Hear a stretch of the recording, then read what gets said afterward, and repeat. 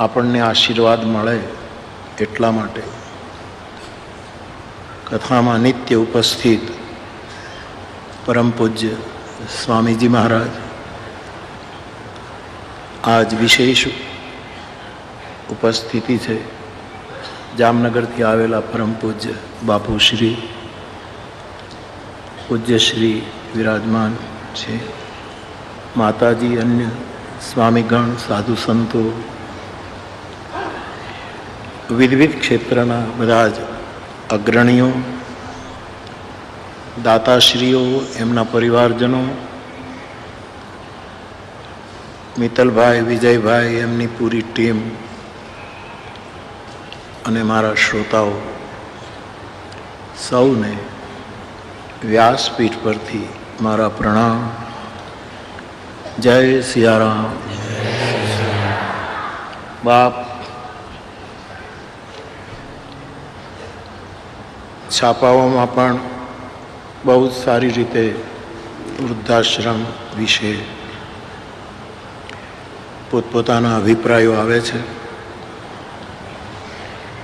બાપુએ પણ બહુ જ પ્રકાશ ડાલ્યો, કારણ કે પોતે સ્વયં આવી સંસ્થાઓ ચલાવે છે એટલે એમનો અનુભવ છે. તો એવા એક મંગલ હેતુ માટે આ કથા આયોજિત થઈ છે અને એને સારો પ્રતિસાદ પ્રાપ્ત થઈ રહ્યો છે. મારી પાસે ઘણી સામગ્રી છે કથાના સંદર્ભે, અમુક પ્રશ્નો પણ છે. મેં એવો વિનંતી કરેલી કે આ કથા સાંભળ્યા પછી દરેક પરિવાર 5 વૃક્ષો વાવે અને એનો પ્રતિસાદ પણ સારો મળ્યો છે. હવે આપણા આંગણામાં વ્યવસ્થા ન હોય તો વિજયભાઈને મળીને એ જ્યાં રોપી આપે એની સેવા માટેનું જે કંઈ સેવા આપવાની હોય એ આપી દેવાની અને એ 5 વૃક્ષો રોપી આપે. પ્રશ્ન એ છે કે મેં એમ કહેલું કે એક વૃક્ષ ગણેશના નામે, એક દુર્ગાના નામે, એક વિષ્ણુ ભગવાનના નામે, એક શિવજીના નામે અને એક સૂર્યના નામે, જેથી કરીને જગદગુરુ આદિ શંકરાચાર્યનું સ્મરણ રહે. એમણે પંચદેવની પંચાયતનનું આપણને આમે કહ્યું. તમને પૂછે છે બધા એ કે આ 5 વૃક્ષમાં કયું વૃક્ષ કયા દેવતાનું, એ જરાક અમને કહી દો. વિષ્ણુનું વૃક્ષ કયું, શિવનું વૃક્ષ કયું, ગણપતિનું વૃક્ષ કયું, મા દુર્ગાનું વૃક્ષ કયું, વિષ્ણુનું કયું, ગણેશનું કયું? તો આપની પાસે, મારી પાસે ગ્રંથોના આધારે, સાધુ સંતોના અભિપ્રાય મુજબ અથવા તો ગુરુ કૃપાથી જે કંઈ જવાબ છે એ આપને આવા ભાવથી વૃક્ષ રોપજો. વડલો રોપો તો એ માતૃવૃક્ષ છે એવા ભાવથી રોપજો. આપ કહેશો કે વડલાને અને માતૃને કેમ મેળ થાય?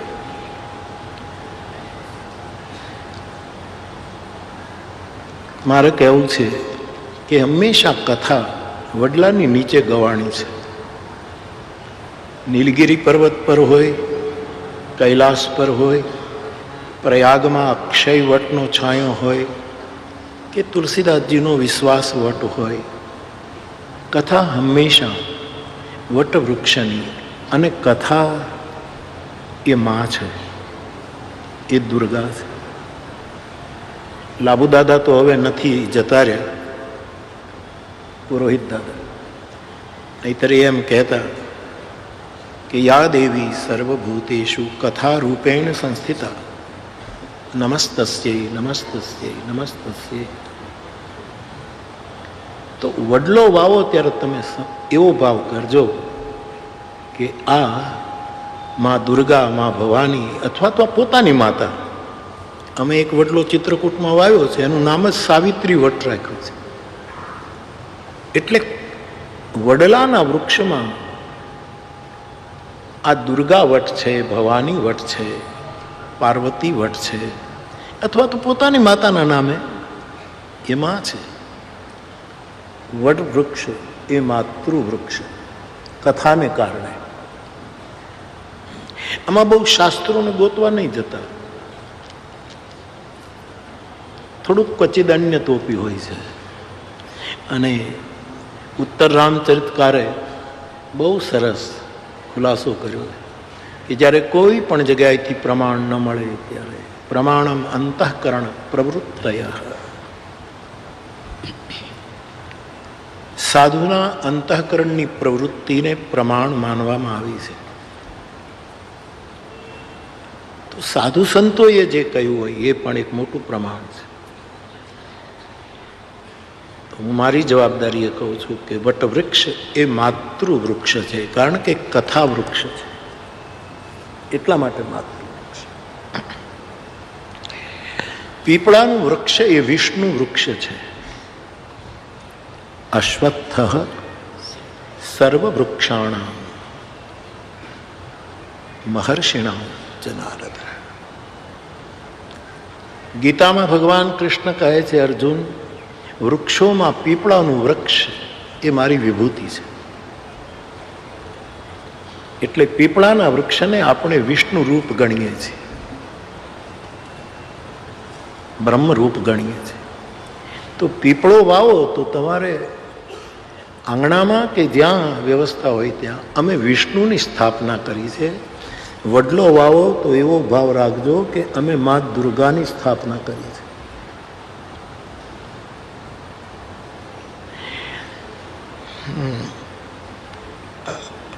અમે જે ગૃહસ્થ સાધુની પરંપરામાં આવીએ છીએ, વૈષ્ણવ વૈરાગી બાવા, માર્ગી સાધુ અમે લોકો, એ અમારી નિંબાર્કીય પરંપરા છે. નિંબાર્કીય પરંપરામાં નીમના વસ્ત્રમાં સૂર્યના દર્શન થયા છે. અર્કમાની સૂર્ય અને નીમના વૃક્ષમાં જ્યારે સૂર્યના દર્શન, એ ન્યાય અમારી પ્રવાહી અને પવિત્ર પરંપરાના ન્યાય મારી જવાબદારીએ મારે કહેવું છે કે લીમડો વાવો એ સૂર્ય વૃક્ષ છે, એ નિંબાર્કીય પરંપરાનું વૃક્ષ છે. તો દુર્ગા વૃક્ષ વડલો, વિષ્ણુ વૃક્ષ પીપળો, સૂર્ય વૃક્ષ એ લીમડો, બીલીનું વૃક્ષ એ લીમડો, બીલીનું વૃક્ષ એ મહાદેવનું વૃક્ષ છે. ત્રિદલમ ત્રિગુણાકારમ ત્રિનેત્રમ છત્રિયાયુધમ ત્રિજન્મ પાપ સંહાર એક બિલ્વપત્ર શિવાર્પણમસ્તુ. તો બીલીનું વૃક્ષ એ શિવ વૃક્ષ છે અને ગણેશ વૃક્ષ, ચંદનનું વૃક્ષ એ ગણેશ વૃક્ષ છે. એ ગણેશ વૃક્ષ આપે પૂછ્યું છે એટલે તમારે આંગણે અથવા તો જે તે સંસ્થા આવું કામ કરતી હોય એ જ્યાં કહે ત્યાં તમે 5 વૃક્ષોની સેવા માટે જે કંઈ વ્યવસ્થા હોય એ આપીને આવા 5 વૃક્ષોનું સ્થાપન કરી શકો. ફરી એક વખત વડલો માતૃવૃક્ષ, પીપળો વિષ્ણુ વૃક્ષ, લીમડો સૂર્ય વૃક્ષ, ચંદન ગણેશ વૃક્ષ અને બીલીનું વૃક્ષ એ મારા મહાદેવનું વૃક્ષ છે. આ 5 વૃક્ષોની સ્થાપના દરેક જગ્યાએ જો થવા માંડે તો મંદિર મારું વિશ્વ રૂપાળું, આખું વિશ્વ આપણું મંદિર બની જાય. પંચદેવોની સ્થાપના થઈ જાય. સુંદર સર્જન હારા રે આપણી ગુજરાતી પંક્તિ.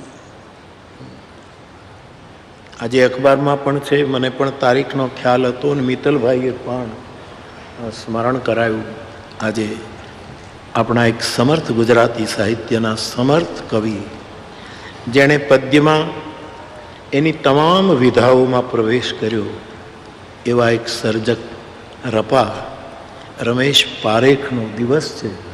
અને તેથી એ રપાને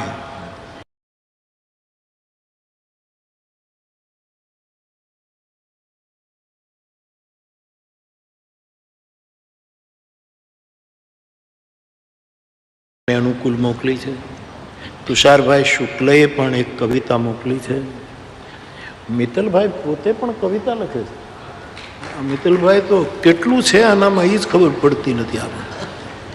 એ પણ કવિતા લખે છે. એમણે પણ રમેશ પારેખ વિશેની એક કવિતા યથા સમયે એનો આપણે ઉપયોગ કરી શકીશું, સંદર્ભ મળશે તો ઘણી સામગ્રી આપણી પાસે આવી છે. તો પહેલાં તો આજે મારી પાસે 2 દિવસથી જિજ્ઞાસા આવતી હતી કે 5 વૃક્ષો તો અમારે રોપવા છે, પણ એના નામ મેં આપને વિનય રૂપે આ 5 વૃક્ષો, અને વિજયભાઈ પણ કોઈ આવે ને એમ કહે કે અમારે 5 વૃક્ષ લો, આટલી સેવા રાશિ, અને તમારે જ્યાં વાવવું હોય ત્યાં વાવી દો, તો એના નામ ઈચ્છે તો આવા નામ આપી દેવાના કે આ વિષ્ણુ વૃક્ષ છે. અંતે તો દેવતા છે બધા. પરમાત્મા પોતે કહે છે કે હું પીપળો હું છું. અને એટલે જ કદાચ ભગવાન કૃષ્ણએ વિદાય લીધી ત્યારે પીપળાની નીચે જ લીધી. કાગ રોવડાવે મને પ્રાચી કેરો પીપળો. તો પીપલ વૃક્ષ. અને ગીતા તો એમ કહે છે કે એક એવું વૃક્ષ છે જેનું મૂળિયું નીચે નથી, ઉર્ધ્વ. એની શાખાઓ નીચે આવે છે. એવું એક પરમ વૃક્ષ, જેમ તુલસીદાસજીએ પણ સંસારને પણ વૃક્ષની સાથે સરખાવીને કહ્યું છે કે સંસાર બિટપ નમામ હે. સંસાર એક વૃક્ષ છે. છંદાંસી યશ્ચ પરણાની યસ્તમ વેદ સ વેદવિદ. એમ કરીને 15મો અધ્યાય ને ભાઈ, 15મા અધ્યાયમાં આવું બધું છે. તો એક વૃક્ષ એવું છે જેને શું નામ આપવું ખબર નથી, પણ એવું અશ્વત્થ જો વૃક્ષ છે એના મૂળિયા ઊંડા છે. આ એક એવું વૃક્ષ છે સાહેબ કે ગુરુત્વાકર્ષણની 80-83 કરીને ઉપર જાય છે. નહીતર ગુરુત્વાકર્ષણ બધાને નીચે લાવે છે, પણ આ ઉર્ધ્વ મૂળ, આ ઉપર 4-5 વસ્તુ એવી છે જે ગુરુત્વાકર્ષણને, શું આપણે ગુજરાતીમાં એક શબ્દ છે ગણકારતી નથી, એ તો જરાક સારો જ છે શબ્દ, પણ એક બહુ તળપદી શબ્દ આપણે વપરાય છે. આ 4-5 વસ્તુ એવી છે ગુરુત્વાકર્ષણના નિયમની સામે એ વિરોધ કરે છે. કાલે આદરણીય પરમ સ્નેહી ભાગ્યેશભાઈ મેઘાણી એવોર્ડમાં કેટલું સુંદર બોલતા હતા.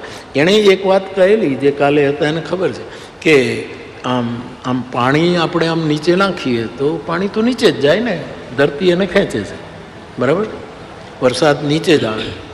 પણ એક જળ એવું છે ગુરુત્વાકર્ષણનો, એને શું મારે શબ્દ કહો, ગણકારતી નથી, મને એક શબ્દ નથી આવતો મારે. હા,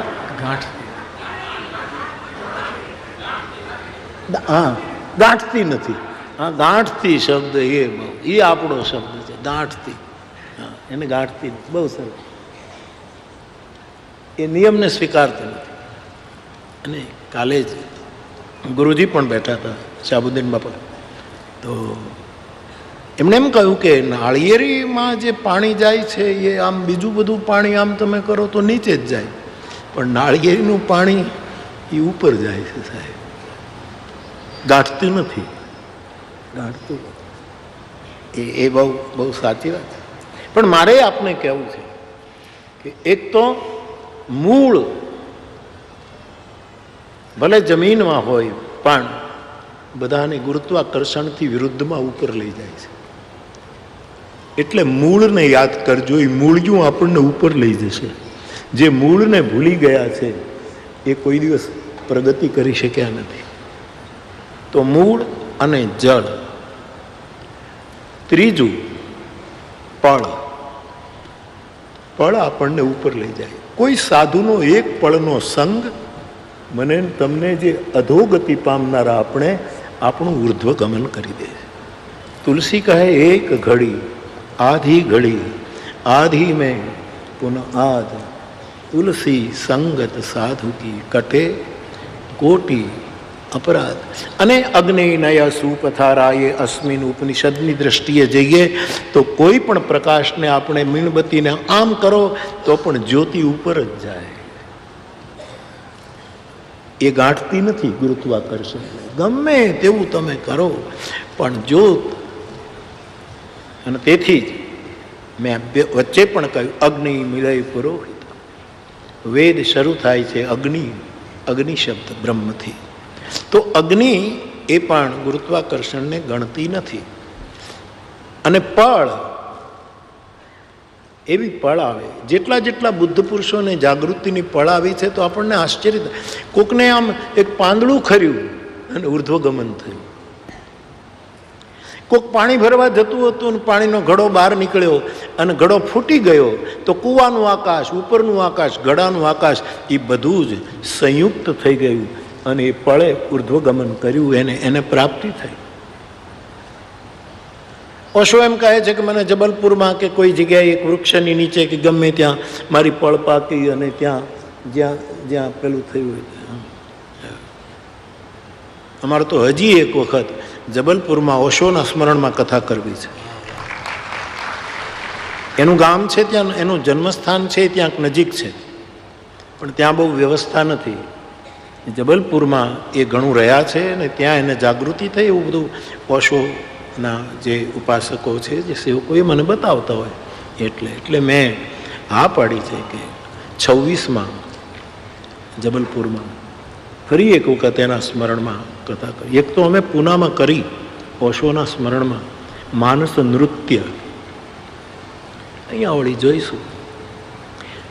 તો બુદ્ધ પુરુષોને જ્યારે જ્યારે એની પળ પાકી, જેને સમઢિયાળું કહે છે વીજળીને ચમકારે મોતી ધન્ય ઘડી જબ હોઈ સતસંગા. તુલસી કહે છે એ ઘડી ધન્ય છે જે મને ને તમને પળ ઉર્ધ્વગમન કરાવે. અને એક પાંચમું જે ઉર્ધ્વગમનનું એક પ્રતીક છે, યદ્યપિ એના મૂળ નીચે છે કમળ, એ પણ ઉર્ધ્વગમન કરે છે. જન્મસ્થાન કીચડ છે, રહેઠાણ જળ છે, અને છતાં બધાને ગાંઠ્યા વગર એ એટલું ઉર્ધ્વગમન કરે છે. આકાશની ઓર જાય છે અને સૂરજની સાથે સંબંધ બાંધે છે. રેન્જ તો જુઓ, કમળ અહીંયા, મૂળિયું કીચડ, રહેવાસ પાણી, અને છતાંય એનું અનુસંધાન સૂર્ય, કે સૂરજ નીકળે કમળ ખીલે, સૂર્ય અસ્ત થાય કમળ બંધ થઈ જાય. એ કમળનું પણ ગાંઠ્યા વગરનું ઉર્ધ્વગમન છે, એ ઉપર જાય છે. સુરેશ દલાલની એક બહુ સારી કવિતા સુરેશભાઈ અને કદાચ પુરુષોત્તમભાઈ ઉપાધ્યાયે કમ્પોઝ કરી. આપણા સુગમ સંગીતના એક સારા ગાયક, કમ્પોઝર, વિનોદી, વાત વાતમાં જોક કહે, એક કવિતા સમજાવે એમાં તો કેટલી સરસ એને આપણને સમજાવવા માટે કેટલું વચ્ચે વચ્ચે બોલે, આપણને સમજાવવા માટે ઘણું બોલે. એવા પુરુષોત્તમભાઈ, સુરોત્તમ પુરુષોત્તમ, જેનું સન્માન થયું મુંબઈમાં, ત્યારે લતા દીદી ગયેલા સુરોત્તમ પુરુષોત્તમ, એણે કમ્પોઝ કર્યું છે. મંદિર સાથે પરણી મીરા રાજમહેલથી છૂટી રહે. મીરાને સુરેશ દલાલ કહે કે હું તો મંદિર સાથે પરણી, રાજમહેલથી તો મેં છૂટાછેડા લઈ લીધા. એમાં એક પંક્તિ છે, શામ શામનો સૂરજ માથે અને મીરા સૂરજમુખી રહે. કૃષ્ણ કૃષ્ણનો સૂર્ય થાય અને મીરા કહે મારા મનમાં, મારું મનનું કમળ મીરા સૂરજમુખી રહે. તુલસીની આ માળા પહેરી મીરા સદાની સુખી રહે. સુરેશ દલાલની પંક્તિઓ. માયાબેન બહુ ગાતા, સ્વામિયા માયાબેન. તો કમળનો સૂર્ય સાથે સંબંધ છે. એ પણ આમ ઉર્ધ્વગમન કરે છે, ઉપર જવાનું.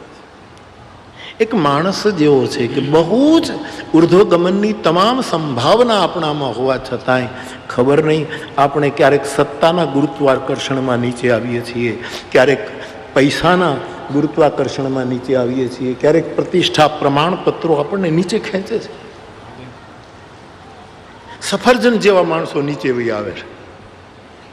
મૂળ તો સફરજન પડેલું ને, અને તેથી હું સમાજનું દર્શન કરું ત્યારે આમ સફરજન જેવા માણસો, સંપન્ન માણસ. સફરજન એટલે સંપન્ન. ગામડા ગરીબ માણસ ક્યાં સફરજન ખાઈ શકે છે? અમારો રમેશભાઈ સચદેવ રોજ સવારમાં એક સફરજન ખાય. હા, કોકને ઘરે મહેમાન થાય તો એના ફ્રીજ જ ખોલ્યા કરે કે આમાં સફરજન છે. એણે 1 કરોડ આપ્યા છે, આમાં એણે 1 કરોડ આપ્યા.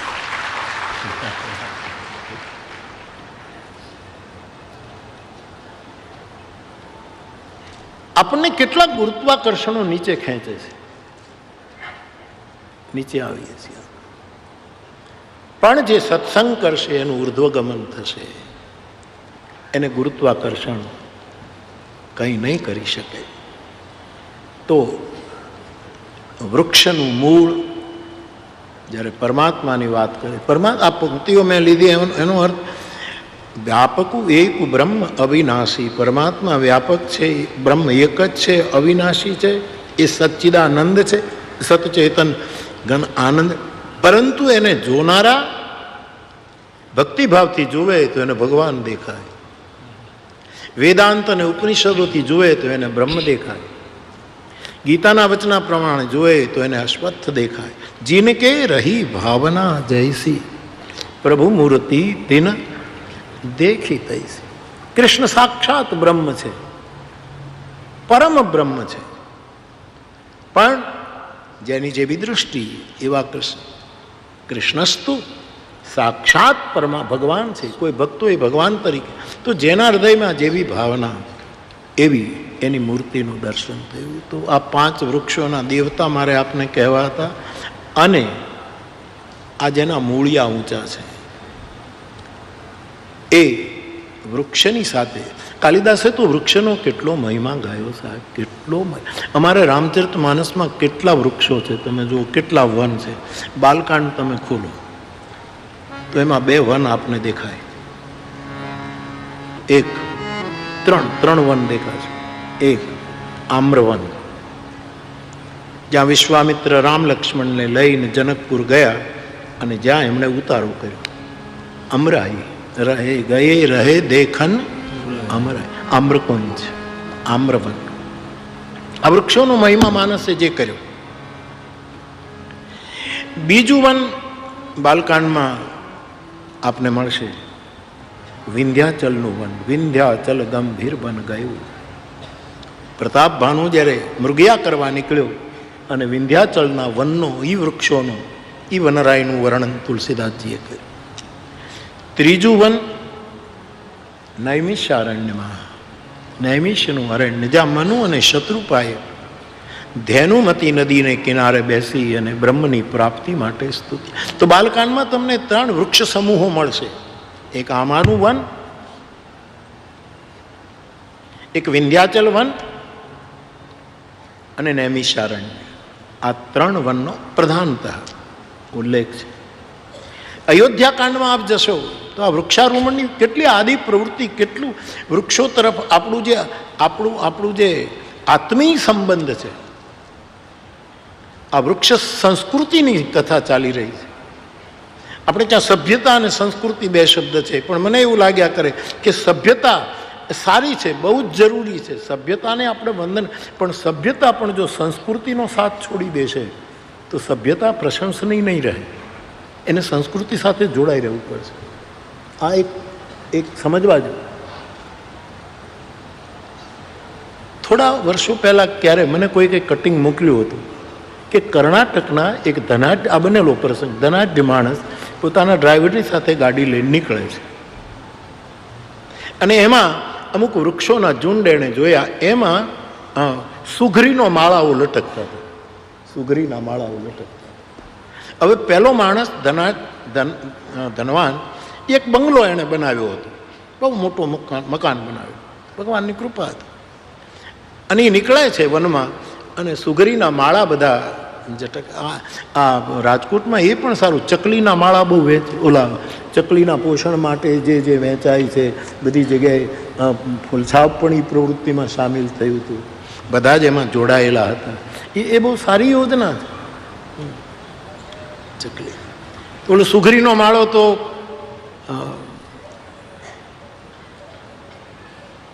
જેને જોયો હોય એને ખબર પડે સાહેબ, એને જોવું પડશે. એના માટે ક્યારેક ગામડામાં જવું પડે, ભણેલા ગણેલા ભાઈઓને, કોલેજના વિદ્યાર્થીઓને, યુનિવર્સિટીઓના વિદ્યાર્થીઓને ક્યારેક આ સંસ્કૃતિ સુધી જવું પડશે. તમે સભ્ય થઈ ગયા છો પણ સંસ્કૃતિથી જુદા પડી ગયા છો. આ વૃક્ષ સંસ્કૃતિની કથા છે. પાંડુરંગ દાદા તો કહેતા છોડમાં રણછોડ, છોડમાં રણ. એમણે ક્યાંક ભરદ્વાજ ઉપવન, ક્યાંક યાજ્ઞવલ્ક ઉપવન, આવા વનોની સ્થાપના પાંડુરંગ દાદાએ કરી. આ બધા જાણતા હશો. તમે તુલસીજામ જાઓ બાય રોડ આ બાજુથી ઉના તરફથી, તમને એવા બસ સાઇનબોર્ડ મળશે, છોડમાં રણછોડ, છોડમાં રણછોડ, છોડમાં રણછોડ.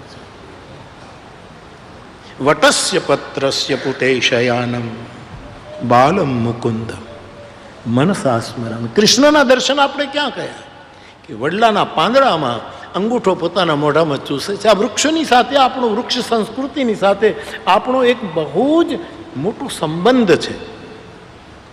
બુદ્ધને બુદ્ધત્વ ક્યાં પ્રાપ્ત થયું? વૃક્ષોની નીચે. બહુ જ મોટો ઉપકાર વૃક્ષોનો.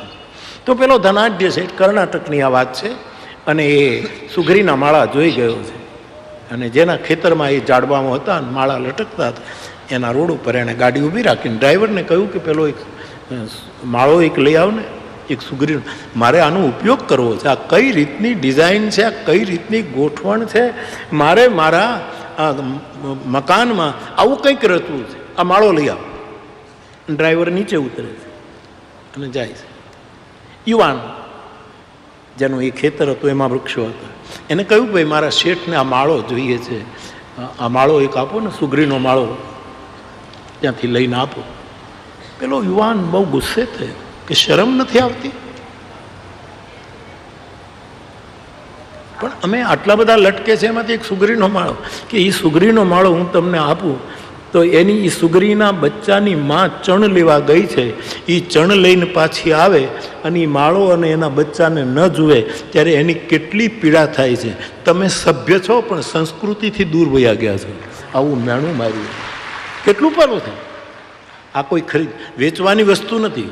પેલો પાછો આવ્યો, શેઠે પૂછ્યું કેમ થયું, કે આમ કીધું. અને પછી એ કર્ણાટકના ધનાઢ્ય શેઠે સ્વગત શબ્દો કયા, એ છાપામાં આવ્યા. એણે એમ કહ્યું કે હું સભ્ય હતો પણ પેલો ખેડૂતનો છોકરો એ સંસ્કૃતિનો રખેવાળ હતો. આ સભ્યતા સંસ્કૃતિની સાથે, એટલે વૃક્ષની એક અનોખી સંસ્કૃતિ છે. તો અમારા રામાયણમાં કેટલા વનોનું વર્ણન છે. નૈમિષારણ્ય, આમ્રકુંજ, વિંધ્યાચલ વન. અયોધ્યા કાંડમાં જાઓ તો બહુ જ પ્રસિદ્ધ વન કામદ વન. કામદ ભે ગિરિ રામ પ્રસાદ. કામદ વનનું વર્ણન, જો ચિત્રકૂટનું જે વન છે ત્યાં વૃક્ષોમાં કેટલા પ્રકારના વૃક્ષો ભગવાન ત્યાં ચિત્રકૂટમાં રહે છે. અમુક જાનકીજીએ લગાવ્યા છે, અમુક લક્ષ્મણજીએ, આ બધા ઉલ્લેખો માનસમાં છે. ત્યાં અયોધ્યા કાંડમાં આ વન છે. અરણ્ય કાંડમાં જાઓ તો ત્યાં દંડક વન છે. પંચવટીમાં આખું દંડક વન. યદ્યપિ મુનિના શ્રાપને લીધે એની કૂંપળો બધું બળી ગયેલું, પણ એ દંડક વન છે. કિષ્કિંધા કાંડમાં એક વનનું નામ માનસમાં છે અને એનું નામ છે મધુવન. સીતાજીની શોધ લઈને બંદર ગ્રુપ એ બધું પાછું આવે છે અને સુગ્રીવનું એ વન મધુવન છે. એના ફળ ખાવા માંડે છે, રક્ષકો રોકે છે ત્યારે એને ગાંઠ્યા વગર એ બધા ફળ ખાય છે. અને સુગ્રીવની પાસે ફરિયાદ ગઈ કે આપણા જ વાંદરાઓ મધુવનને પેલું. ત્યારે સુગ્રીવને થયું કે જાનકીની ખબર લઈને આવ્યા હશે નહીતર મધુવનના ફળ ન ખાઈ શકત.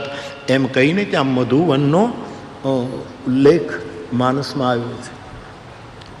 સુંદરકાંડમાં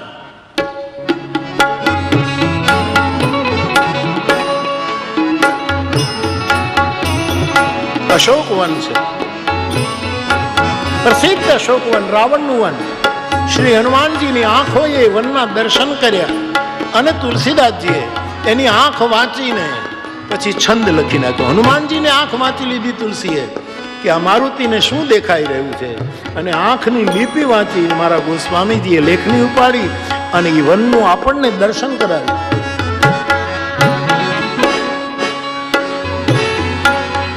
બનવાલ ઉપવન બનવાલ ઉપવન સર્વરૂપ વાપી સોહરી નરનાગ સુર ગંધર્વ કન્યા રૂપ મુનિમન મોહરી કનક કોટ વિચિત્ર મણિકૃત સુંદરા યતના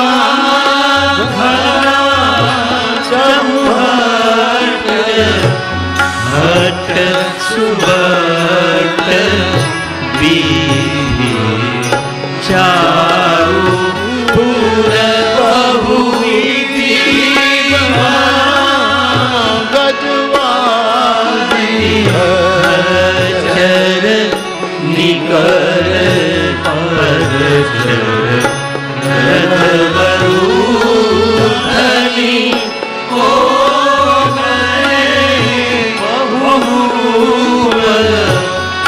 નિશ્ચર જૂથ અતિ બળ સેન વર્ણત વનવાદ વનવાદ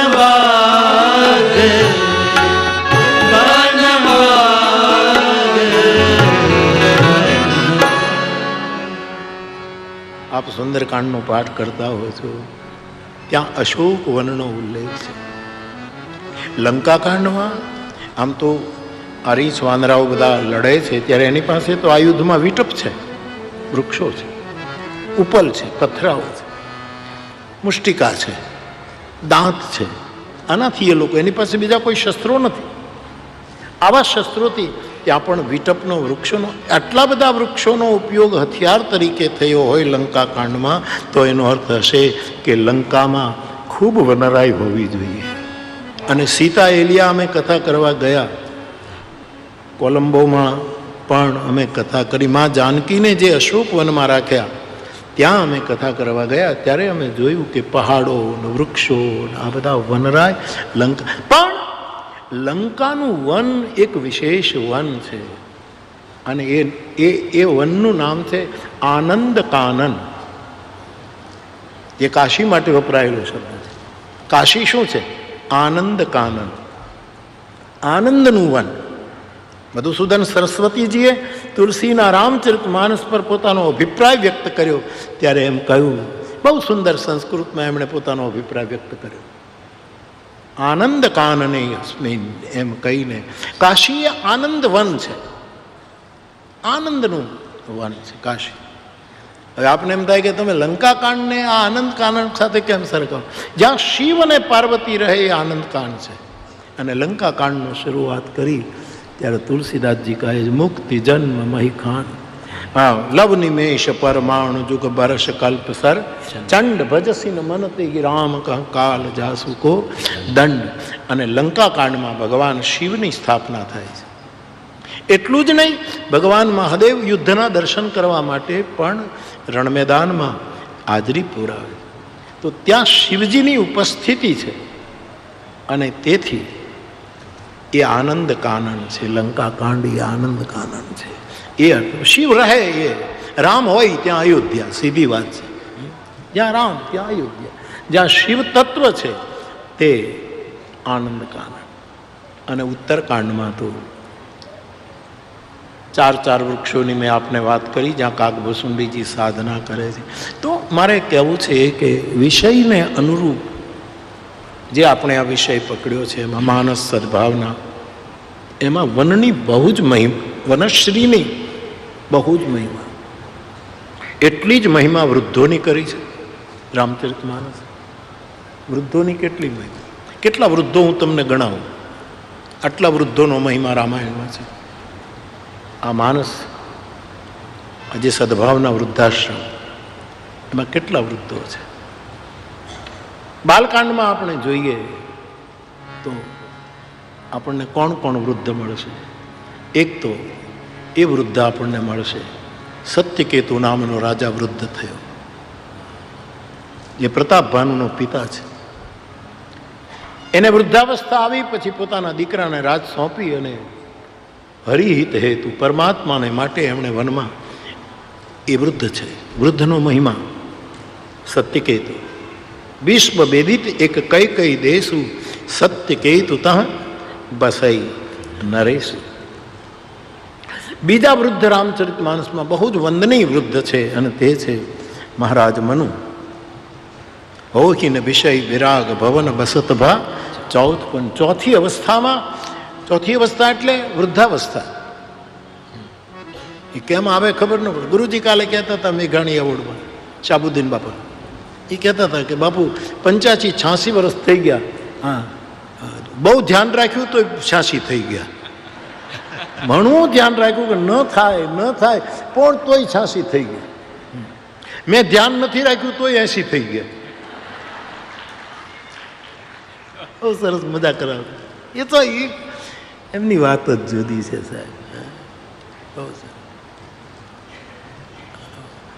એણે કાલે વાત કરી મને સ્મરણ, ગુણવંતભાઈ શાહે પંચશીલ યાત્રા કાઢેલી, અને પછી રાષ્ટ્રીય શાળામાંથી અને મને કીધું બાપુ તમે આમાં જોડાઓ. એટલે મને તો આવું બધું ગમે. એટલે હું ને વિનુભાઈ ને મુંબઈથી આવ્યા ને શાહબુદ્દીન સાહેબને બધા હતા. એટલે ગુણવંતભાઈ વળી સાહેબને કીધું કે એરપોર્ટથી બાપુને તમે લઈ આવજો ને આટલું કરજો ને, અમે પછી આપણી સાથે જોડાય. ગુરુજીની બધા આવ્યા, અમે ગયા. પછી ગુણવંતભાઈને મળ્યા, પછી પંચશીલ યાત્રામાં અમે જોડે. હું થોડુંક હાલ્યો નથી, હાલ્યો એવું હાવ નથી, પણ થોડુંક મને લોકો ચાલવા ન દે યાર. મારો પ્રોબ્લેમ આ છે. નહીંતર હજી 5 ગાંવ હાલ્યો જાઉં, પણ હાલવા જ ન દે એનું શું કરવું. આ લોકોને પગે નથી લાગવું, પગને ખેંચવા છે. ખબર નથી પડતી કે શું કરવું છે. આમ થોડુંક આમ નરાળો મને રહેવા દે તો હું એને જોઈ શકું, એ મને, પણ એ કરવું જ નથી ને સાહેબ. ને વ્યવસ્થા કરો. મારે આજે રામ જન્મ હું કરાવું છું સંક્ષેપમાં, પણ આજે મારી ઈચ્છા હતી કે મારે રસોડામાં આ બધાનું જે ભોજન ચાલે છે ત્યાં દર્શન કરવા જવું અને ત્યાંથી ભિક્ષા. પણ કાલનો મને વિડીયો બતાવ્યો ભાઈ કે બાપુ નહીં જવાય, ત્યાં એટલી ભીડ છે બાપુ કે જવું મુશ્કેલ છે. કારણ કે હું જાઉં ને મારે કારણે કોઈ પડી જાય ને કોઈ એવું રિસ્ક મને લેવું. નહીંતર મારી ઈચ્છા હોય કે હું ત્યાં જઈને મારા પાત્રમાં ભિક્ષા લઉં. કારણ કે લોકો ચાલવા ન દે, નહીંતર હું ચાલી શકું. હજી આટલો હાલું છું તો આમ ચાલી ન શકું. ગુરુજી કહેતા હતા ને કે મને એક જણાએ પૂછ્યું કે ભીખુદાનભાઈ ને તમે હજી હાલો છો? એટલે હજી તમારો પ્રોગ્રામ હાલે છે. એટલે કહેતા હતા કાલે કે આ બાપુ પંચશીલમાં હાલશે ને થોડુંક જ હાલશે, પણ એના ફોટા છાપવામાં આવશે ને આપણે તૂટી જશું બામણ બોર સુધી તો આપણો એકેય ફોટો નહીં આવે. થોડીક વાત તો સત્ય છે, એમાં થોડુંક સત્ય તો છે જ ગુરુજી, એ વાત તો સાચી છે. હવે લોકો ફોટા પાડે એનું મારે શું કરવું? ફોટાય પાડે ને ખોટાય પાડે, બે કરવાનો ધંધો લોકો. ખોટાય પાડે ને ખોટા કેમ પાડવા ગમે તેમ કરીને, એ પણ લોકોની પ્રવૃત્તિ હોય છે. એનો આનંદ લેવાનો સાહેબ. ઓમ ઇગ્નોરાય નમઃ, ઓમ ઇગ્નોરાય નમઃ, ઓમ ઇગ્નોરાય નમઃ. કોઈ ગમે તે બોલે. નરસિંહ મહેતો અમને શીખવી ગયો છે. આપણો ગુજરાતી ભાષાનો આદિ કવિ અને નાગર કુલભૂષણ, એણે કહ્યું છે કે કોઈ ગમે તે કહે તો કહી દો એને, એવા રે અમે એવા રે, તમે કહો છો વળી તેવા રે ભક્તિ કરવા છતાંય જો ભ્રષ્ટ ગણાઈશું તો કરીશું દામોદરની એક ખૂણામાં બેહી અને હરિનું ભજન કરશું. એવા રે અમે એવા રે. એટલે આમાં કંઈ પેલું ન કરે. અને વાત સાચી છે સાહેબ, ખોટાએ મારા પડે ને ખોટાએ અમને પાડે. મને એક ફોન આવ્યો કે બાપુ આ ઉપરા ઉપરી કથા કરો, લાગણી હોય ને બધાને, ઉપરા ઉપરી કથા કરો તો કે થાક ઉતર્યો. મેં કીધું થાક ઉતર્યો મૂકી દો ને, કથા ઉતરી જાય ને તો બીડો પાર થઈ જાય. થાકનું જે ઉલટું છે કથા. આ મારા ને તમારામાં જો કથા ઉતરી જાય તો હળવા ફૂલ થઈ જવાય.